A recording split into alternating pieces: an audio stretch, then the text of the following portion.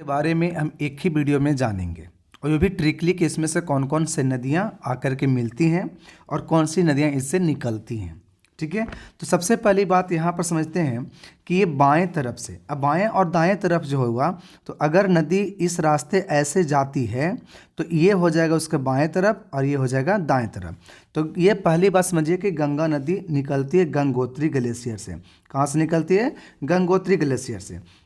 तो इसकी बाएं तरफ की जो ट्रिब्यूटरीज है, सहायक नदियां हैं, उनकी कोट है राम गोमती का घाघरा गंदा करो, राम गोमती का घाघरा गंदा करो। राम से हो गया राम गंगा, ठीक है। अब गोमती से हो गया गोमती नदी, घाघरा से हो गया घाघरा नदी, गंदा से हो गया गंडक नदी और करो से हो गया कोसी नदी। इसी प्रकार से अगर हम बाएं तरफ की ट्रिब्यूटरीज देखें, बाएं तरफ की सहायक नदी देखें, तो उसका कोड है चल सिंध बेटा केन लेके सोन पापड़ी लाने, चल सिंध बेटा केन लेके सोन पापड़ी लाने।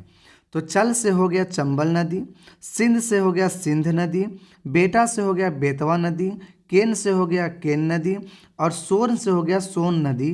अब पापड़ी यानी पापड़ से हो गया पुनपुन नदी। इसमें एक नदी और मिलती है जिसको कहते हैं हम लोग फल्गु, ठीक है। लेकिन अब इसमें से ये तो होगी सहायक नदियाँ, लेकिन एक नदी जो होती है वो इससे निकलती है और ये नदी जो आपका है हुगली।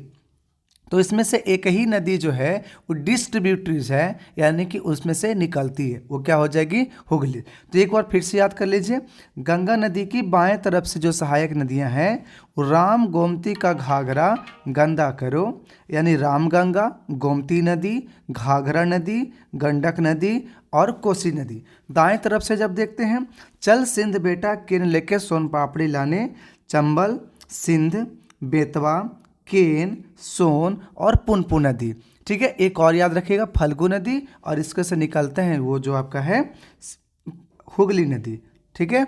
जय हिंद। लाइक और सब्सक्राइब जरूर कीजिएगा ताकि आपको ऐसे ही रिवर्स के और भी ट्रिक्स मिलते रहें। जय हिंद।